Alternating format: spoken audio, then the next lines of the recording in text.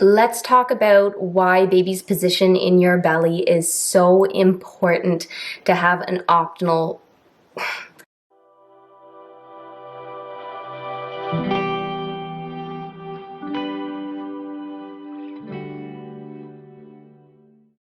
Let's talk about why baby's position in your belly is so important to have an optimal labor and delivery.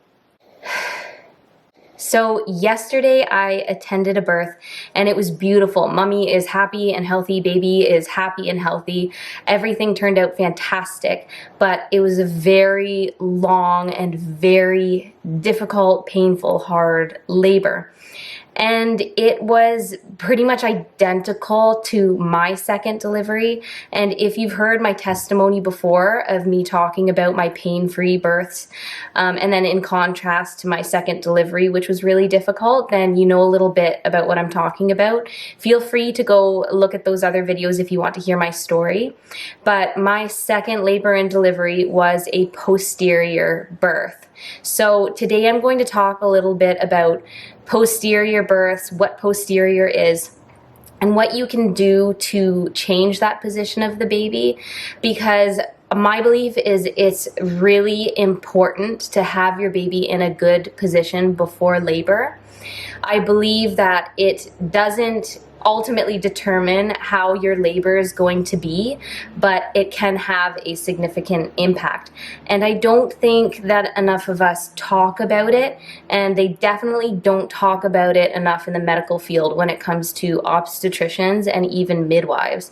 So having this birth yesterday, it really inspired me to want to make this video and discuss it for anyone that wants to learn about what it is and why it's so important. Because if you are pregnant already, or even if you've had a baby, it's most likely that you weren't told about the different positions of the baby or why it's so important, how much it can actually affect you in labor. You were probably just told that it's important for baby to be engaged and head down. So you may have heard about breech, right? Where the baby is flipped the other direction, so feet are down maybe. There's so many different positions that a baby can be in, but the optimal position is you want the baby's back. So if your belly's here, you want baby's back to be there. And if they're flipped the other way, then they call that sunny side up. So this way is anterior. If the baby's back is this way, then that's called posterior, and they call it sunny side up. So if you're lying on your back, baby is splayed this way, sunny side up, I guess. And so that's posterior. Breech, if you already know this is more commonly talked about, is when baby is not head down. So baby's legs or feet can be face down that way, not in the position that you want. But even though it can be more difficult, you can birth a baby in so many different positions. Baby can be posterior, baby can be breech, and you can still have a beautiful delivery. There are not a lot of doctors, at least here where I am in this country, that will deliver breech babies automatically. They say it's just an automatic cesarean, but there are, from what I know, there are a couple doctors you can actually hire and pay separately to come and deliver a breech baby. In my belief and from my research and what I've seen, and don't trust, don't take everything that I say as truth, take it with a grain of salt and continue to do your own research. I just want to inspire you to look more into all of this. My belief is that a breech baby can still be a beautiful, easy delivery, as long as people are familiar with it. People used to be super familiar with delivering breech babies until the medical system took over delivery and created birth and delivery to be an emergency situation, which it's not. It can be, but it has to be under specific circumstances, but the majority is it's not an emergency. It's a beautiful, easy, meant to be a simple experience. Even though intense, and even though, there's the exception, it's not supposed to be this, everyone needs a cesarean section. If your baby's breech, you need a cesarean section, and all hell's going to break loose. But I'm kind of digressing, sorry. Let's get back on track. I wanted to talk most about posterior positions. So with my second birth, I had a posterior baby, and it didn't really I knew about posterior birth. Being a doula and a childbirth educator, I knew about it. I knew how it could affect labor and delivery, but I didn't really know about it until I went through it. And I was blown away at how much it impacted my birth. So having a posterior baby, most often they will end up turning to get into an optimal position to move through the birth canal and come out through the pelvis. But the thing is, it can take a lot longer. Baby is in a position where it lifts them a little bit high off of the cervix, or you're not getting the pressure that you want. Water may take a while to break, if it breaks at all. Sometimes it doesn't. If you've heard part of my story, I've had my baby in the sac, so sometimes, and that's a great thing to have that experience too. It's a good thing. There's nothing wrong with that.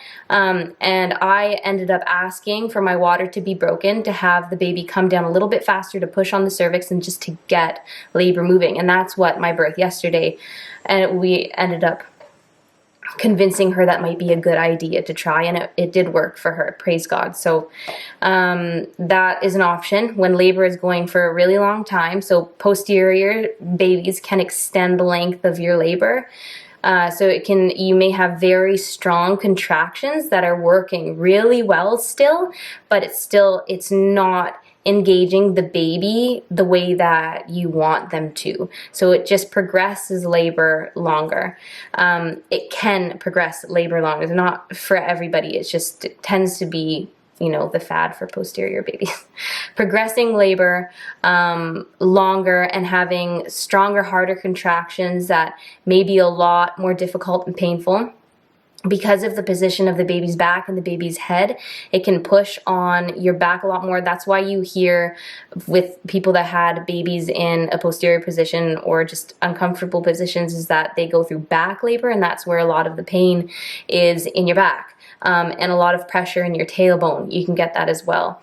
And so that's something you don't want to go through. You want to try and get the baby in a position that's a bit more comfortable as best as you can. You don't want baby's head pushing back there. It's not fun. So there's so many ways that you can alleviate that with, there's so many different techniques and ways that you can alleviate the discomfort if you're having back labor or with your tailbone, and lots of counter pressure you can do. With the birth yesterday, we did so many different things to try to rotate the baby and just give her more comfort. A lot of counter pressure on her tailbone, using a rebosa. So I'm not going to talk about all these different things that you can do. I just want to talk about the importance of having the baby in an optimal position. And so with my labor, with my second birth, my posterior birth, the midwives tried, I think, one technique on me, which just made things a lot harder and a lot worse, and it didn't work. The only thing that worked was me asking them to break my water. And this isn't going to work for everyone, but it's a great option if you're starting to feel like you're at the end and you really need something. Before you want to try, if you haven't decided on any other sort of medical treatment or just any other option to turn baby, or if you're getting an epidural. So for my case, and I probably should have clarified that, for my case and for the birth that I attended yesterday, our goals were to have a natural home birth, to be as natural as possible. Now, you guys need to do whatever works best for you. Every birth is different. Every woman is different. Every body is different. And this was just for my case and for this lady. And so breaking the water for both of us worked really well, and just got baby to come down a little bit more engaged, put more pressure, made things a lot more intense, but it got the birth going just to get that baby out. So having a posterior birth can be a lot more uncomfortable. And if you have the opportunity to turn baby ahead of time in labor, take that opportunity. So the one thing that I consistently notice is, like I said, the medical field and with obstetricians and nurses and with midwives and stuff, is that they don't talk enough about baby's position while you're pregnant. And I think a big part of this is because the baby can turn so much through your entire pregnancy. They can turn a lot because they're not, you know, filling up that space as much as they would closer to the end. So I think a lot of the time they feel it's unimportant to discuss, but I also see them not discussing it at all. So maybe this is just something I've been seeing. I don't know. Comment below if you guys have had other experiences. But I don't see them discussing it enough. So I see doulas and childbirth educators talking a bit more about it, because once you hit a certain point in your pregnancy and you're getting closer to the end and labor is coming on, you can still turn baby, but it makes it a lot more difficult. If you're able to get baby into a more optimal position when you're in pregnancy, why not? Why not start early and know that, you know, you're ready to go and baby's in that position. Plus, it's not only going to make it more comfortable for labor, it's going to make you more comfortable during pregnancy as well. So yeah, I think it's something that everyone should look into.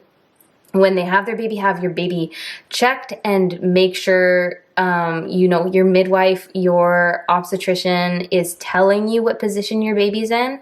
And as you get closer, ask them again. And there's so many different things that you can do to make sure baby's in an optimal position. One of the biggest things from my research and my belief that keeps a baby from staying in optimal position is the fact that as a society in our culture, we are a bit more lazy, I think, than people used to be back in the day.